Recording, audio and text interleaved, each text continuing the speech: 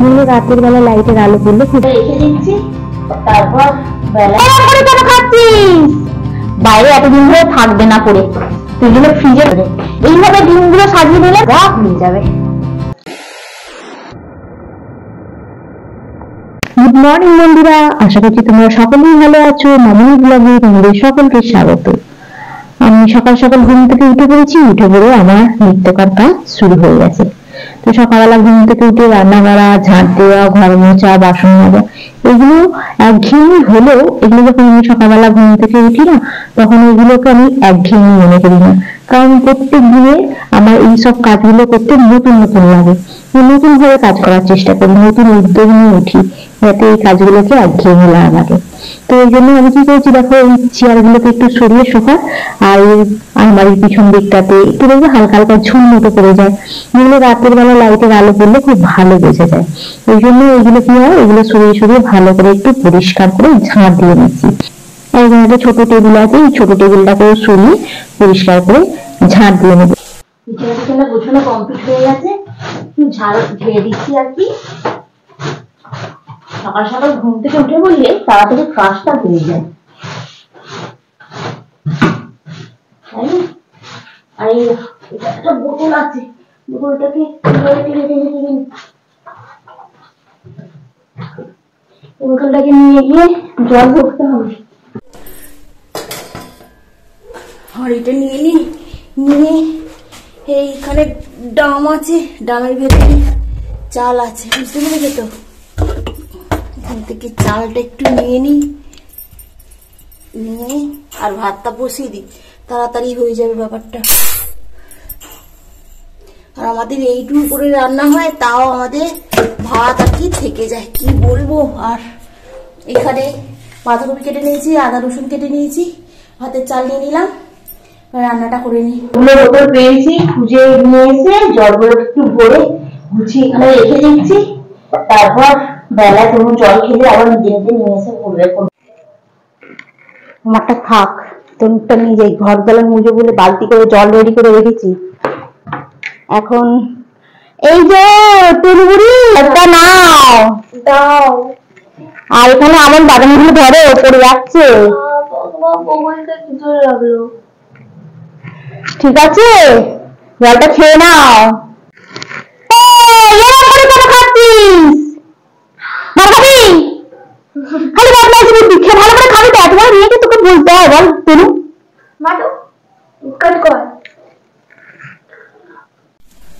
जय बजरंगबली, जय हनुमान, जय श्री राम, ओम श्री भगवती वासुदेवाय नमः। जय जगन्नाथ, जय जगन्नाथ, जय जगन्नाथ, जय जगन्नाथ। আজকে ওই যে ভাত, বাঁধাকপির তরকারি, ডিম ভাজা। তুমি বেরিয়ে দিয়েছে ভাতটা আমাকে। তুমি গেছে পড়তে, আর আমার জন্য চা করে রেখে চাপা দিয়ে গেছে। আমি খালি গরম করে নিচ্ছি, চাটা দিয়ে ছেঁকে নেব। গুড ইভিনিং বন্ধুরা। তো দেখতে দেখতে সন্ধ্যা হয়ে গেল। আমি এই সবে মাত্র অফিস থেকে ফিরলাম, এসে দেখি তুমি চাটা করে চাপা দিয়ে রেখে দিয়ে গেছে। চাটা ফুটছে, এবারে ছেঁকে নেবো। এসে গোপালকে খেতে দিলাম, দিয়ে একটু পরে আমি চাটা খেয়ে গোপালকে শুইয়ে দেবো, দিয়ে তারপর আবার রান্নার দিকে আছে। চাটা ফুটে গেছে, ছেঁকে নিয়ে এবার সেন্টারে আমি চা খেয়ে আসি, তারপরেও এসে খাই, কারণ তনু খায় আমিও খাই। আর আজকে ও নিজে খেয়ে যায়নি, কিন্তু দেখছি আমার জন্য করে রেখে দিয়ে গেছে চাটা, কাপ মেপে করে রেখে দিয়ে। সেদিনকে বলেছি যে বাবা এই চা বেশি হচ্ছে, ওই জন্য কাপ মেপে করে রেখে দিয়ে গেছে। আর সুগার ফ্রি চিনি দিয়েছে, এর মধ্যে চিনিটাও দিয়ে দিয়েছে। চাটা ঘরে নিয়ে যাই, গিয়ে বসে একটু খাই, খেয়ে দে তারপর রান্না করব। আর আজকে খুব ঠান্ডা হাওয়া চলছে বাইরে, খুব ঠান্ডা। এইখানটা রাখি, বাইরে যা হাওয়া চলছে না, ঠান্ডা কি বলবো তোমাদেরকে। ওই জন্য গায়ে একটা আমি একটা কম্বল চাপিয়ে রেখে দিচ্ছি। আর জানলাটা খোলা আছে এখানে, জানলাটাকে রান্নাঘরে একটু আগে বন্ধ করে নিই। আর এই তো এসে গেল দেখতে দেখতে সবুজ পাপড়। আর আমরা পেয়ে গেছি, আমাদের তো তাহলে তোমার পাপড়টা হচ্ছে রবিবার থেকে শুরু হচ্ছে, তো সেই জন্য আজকে চালের গুঁড়ি নিয়ে চলে এসেছি একবারে। যাওয়ার সময় যখন যাচ্ছি চালের গুঁড়িটা এখন নিয়ে চলে যাই, কি বলুন তো। আর কালকে শনিবার, ঘরের লাইটটা জ্বালিনি, তার আগে ক্যামেরা অন ফন করে বসে আছি। আর শনিবার তো কালকে আসার সময় দোকানে ভিড় হবে, পরশু দিনকে যেহেতু পার্বণ রয়েছে ওই জন্য আজকে নিয়ে চলে যাবে, দোকানটা একটু ফাঁকা ফাঁকা আছে, নিয়ে চলে এলাম। আর এখানে ডান্ডার মধ্যে সব রেখে দিই আর কি গুছিয়ে গুছিয়ে। এটা হচ্ছে তোমার মাসে প্রথমে সমস্ত যে বাজার দোকান করি সেইগুলো। আর এই মুড়িটা একবার একটু তুলে নিয়ে চলে আসি না, সারা মাস চলে যায় আর কি। আর এসে এই যে আমার গোপালকে ঘুম পাড়িয়ে দিচ্ছি, আমার গোপাল ঘুমাচ্ছে এখানে, দেখছো?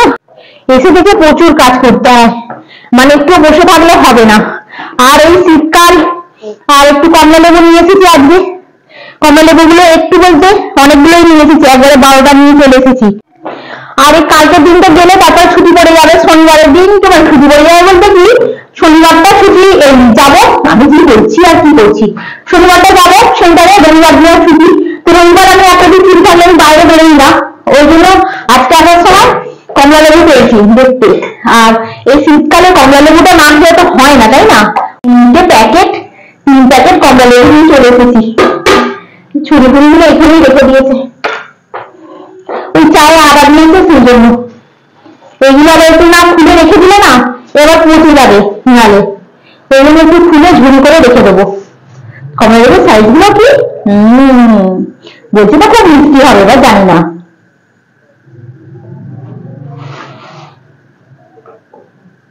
একটা ঝুড়ি নিয়ে নিই আগে, এখানে ঝুড়ি আছে, এটা কালকে ধুয়েছি।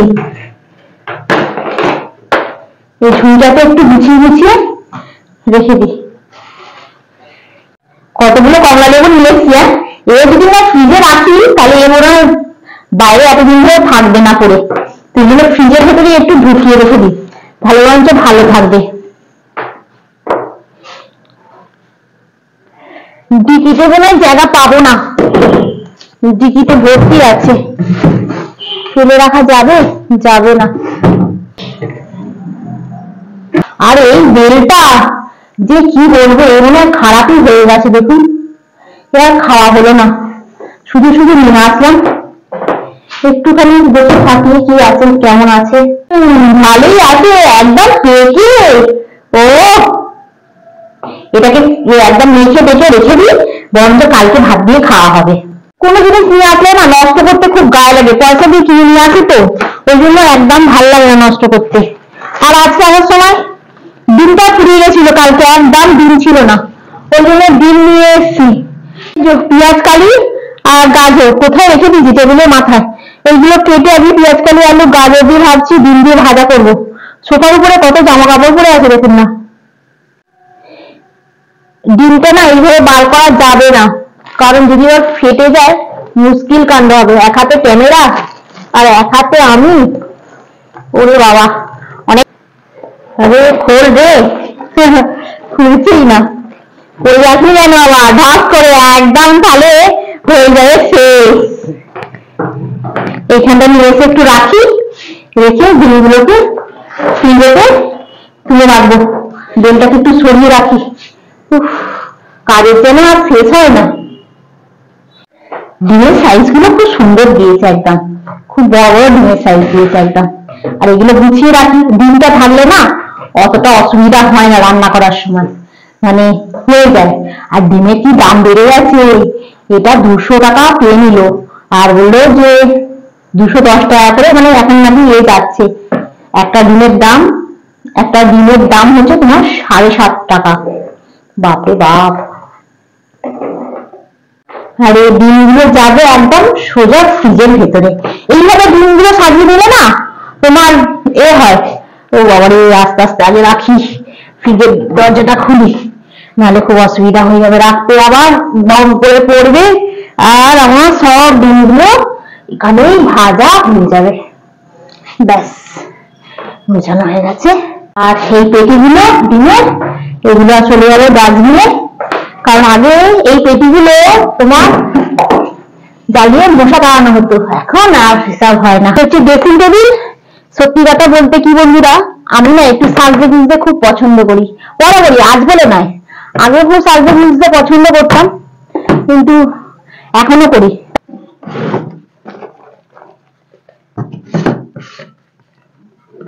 আর এত জিনিসপত্র এই ছোট্ট ড্রেসিং টেবিলের মধ্যে যেন আর ধরছে না। এটা যে সেই তনু যখন প্রথম প্রাইজ পায় ওইটা, এটা আমার বাবা মা আর তনু ছোটবেলার, আর এটা হচ্ছে আমি। যাই রান্নাঘরের দিকে, অনেক কাজ হলো এদিকে, সব গোছানোটা হলো, এবার রান্নাঘরে গিয়ে রান্না করে ফেলি। আর বেলটাকে ভেঙে চিনি দিয়ে মেখে নিচ্ছে একদম। আর এটা চিনিটা এরকম ভাবে মেখে এখন ফ্রিজে রেখে দেবো, রাত্রিতে তো খাবো না, সেই কালকে সকালবেলা। আর কাঁচা লঙ্কা অল্প একটুখানি দিয়েছি, সে কালকে সকালবেলা একটুখানি কেটে এর মধ্যে দিয়ে দেবো। এরকম কদবেল মাখা কেটে ভালো আছেন খেতে আমার মতো, আমার তো খুব ভালো লাগে খেতে। চাপা দিয়ে দিই, এটাও চাপা দিয়ে যাবে ফ্রিজে, সব খালি যাচ্ছে ফ্রিজে, এক্ষুনি পড়ে যেত হাত থেকে, একদম দুম করে সবই খালি পড়ে যায় আমার হাত থেকে। ওই ওই এই সবে মাত্র তো এলি, হাতটা পাটা ধুইছিস, এসেই রান্নাঘরে ঢুকে দেখছে কি রান্না হয়েছে। আগে তুই ভাজা কেন তরকারি করতে বললি? শুনতে পাচ্ছেন নাকি মা? পেঁয়াজ কালি আলু ডিম সব দিয়ে ভাজা হয়েছে। মেথি নেই তো, মেথি নেই, আমি কালো জিরে ফোড়ন দিয়ে করেছি। ভাজা খেতে ভালো লাগে। ছোট দেখাই চলো, এখানে সকালে দুটো ভাত ছিল আর সব সবজি দিয়ে ভেজে নিয়েছি, আর ডিম দিয়ে এখানে হচ্ছে ভাজা করেছি, আর এখানে দুজনের জন্য রুটি করে নিয়েছি। এটার মধ্যে রুটিটা আছে, আর এটা থাক এখানে, এখন ওই জামাটা ছাড়লে একবারে খেতে বসবো।